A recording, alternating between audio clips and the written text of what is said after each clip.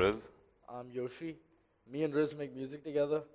And when we got this opportunity to speak up here, we decided that we just want to give you guys a small story about me and him and our experience making music together. Yeah, just a small story. So I met Yoshi in 2017, about like when he was back from his school vacations and whatnot. He was studying in Kodaikanal, and so he used to come to Bombay in this time. I was introduced to him through his brother, who was actually in my batch at the time.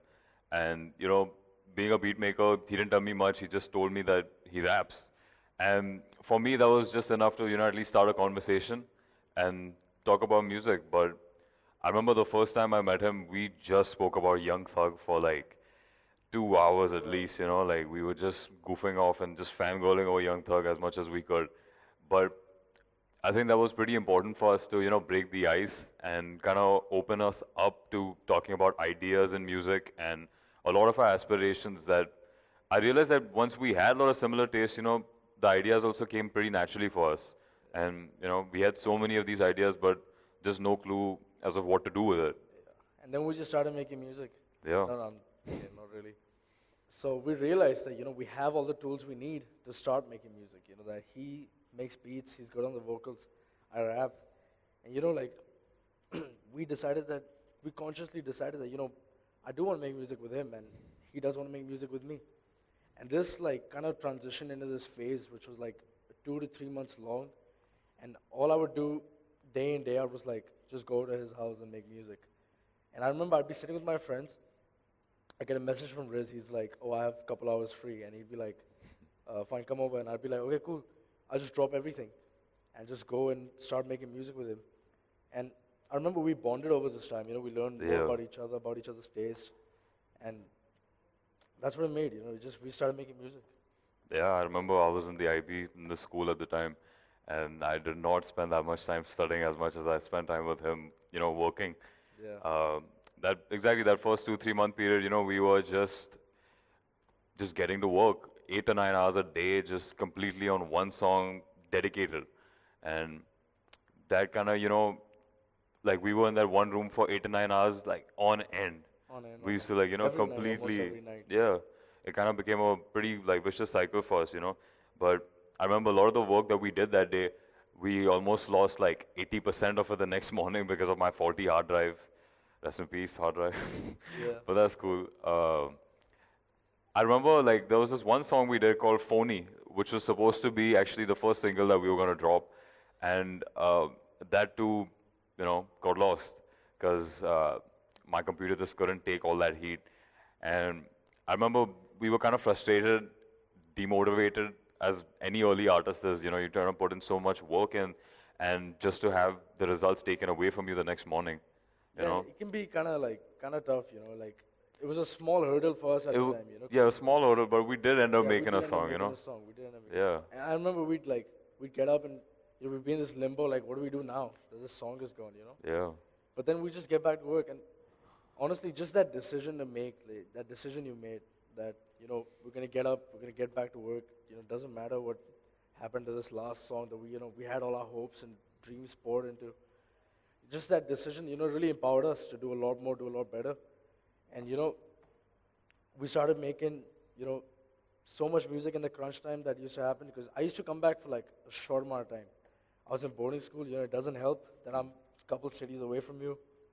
And I came back, and in these 5 days that I would get, like 5 days, I'd be like, 4 days I'm gonna make music with Riz. yeah.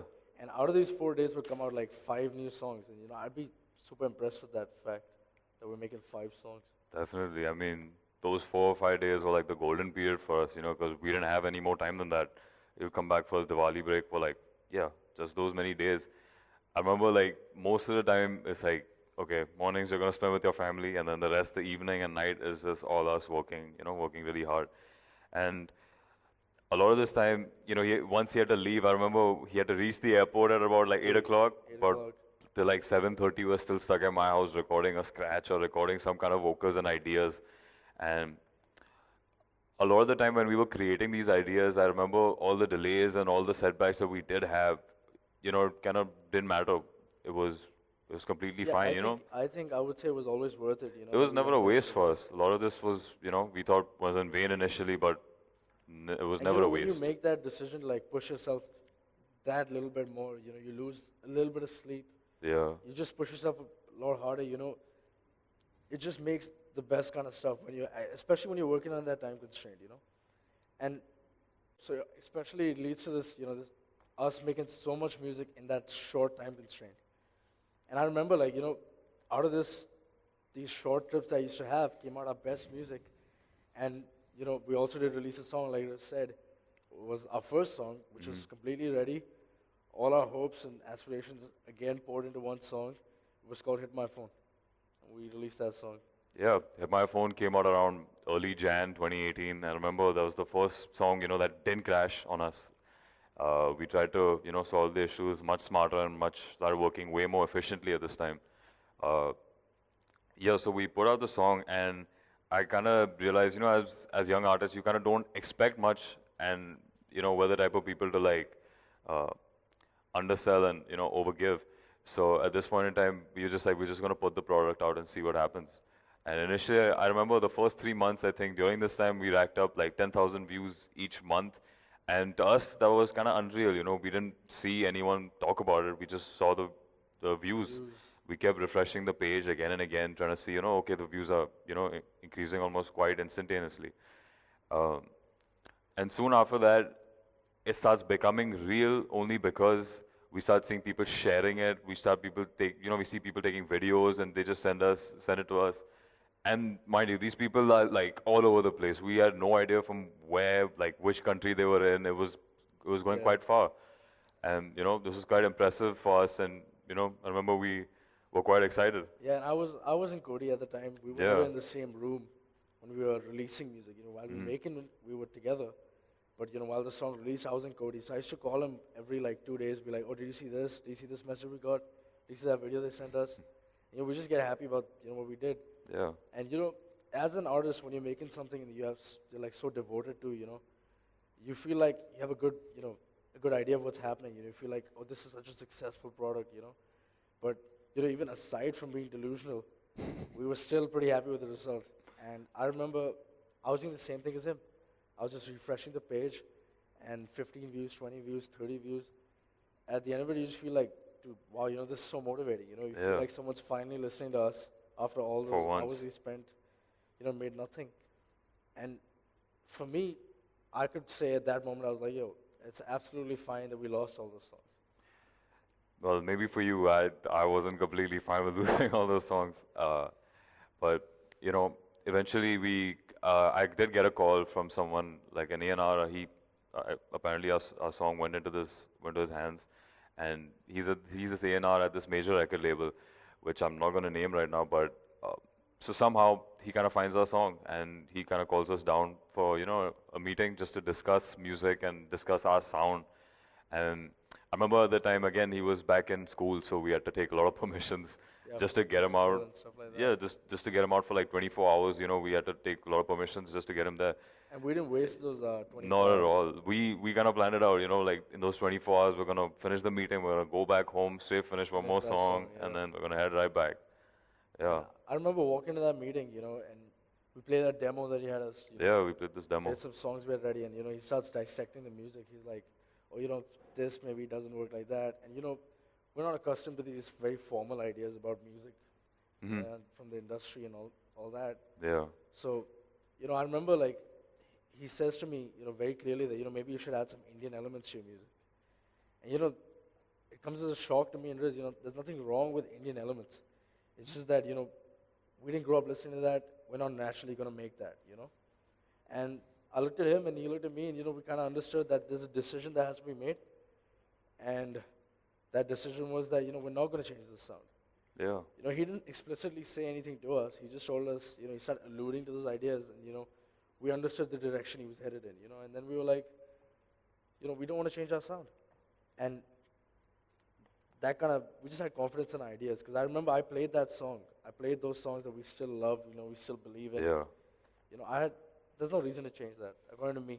at that moment we didn't feel like we had to be. Not at all. I mean, especially at that point in time, a lot of the artists that, who come to these major record labels, they hear the word label and they get kind of excited, but, they come to find out that they're being told what to do at the end of the day, make a certain kind of sound. And me and Yoshi especially, we kind of knew early on that, what we had was pretty special with what the sound that we were trying to pursue. And we had that kind of self-confidence in our ideas, and just to put out a song that we did, we loved it so much, so we knew that we're not gonna take anyone else's opinion on it. We're just gonna stick to our sound, be true to us, in the best way possible. Be true to yourself. And what that does is, in the long run, whenever you make all these decisions, a lot of artists kind of regret it because they felt like, oh, maybe I took someone's opinion too seriously. At the end of the day, we understood that the person at the label may not have understood us, and which is fine. They might not love your music at all. They might, might hate it, but that's okay. You have to just stay true to your product. You have to stay true to yourself. And like when you stand your ground, when you hold yourself, accountable and everything you do yourself, everything, you feel like any decision you make, you feel like you can't regret this decision. It's just something that we did. And decisions and hours we spent and hard drives lost. These are all just things and words that at the end of the day, what really matters is passion. Yeah. And passion is the word that you keep hearing. And like when you grow up, you're like, oh, passion this, passion that. But it means so many things to so many people. In our case, it unified me and Riz. Like we felt like we were passionate about something, and we started working together. We put our head down, and we were like almost tunnel vision about what we wanted. We want to take care of ourselves. Mm-hmm. We want to make the best music that we can. And really, what I can boil it down to is that we did our best. We're doing our best, and the only thing that matters is that you do your best for your work. Definitely. Exactly. I mean, doing your best trumps everything. Trumps passion, trumps everything else. Definitely. Yeah. Thank you. Thank you, guys.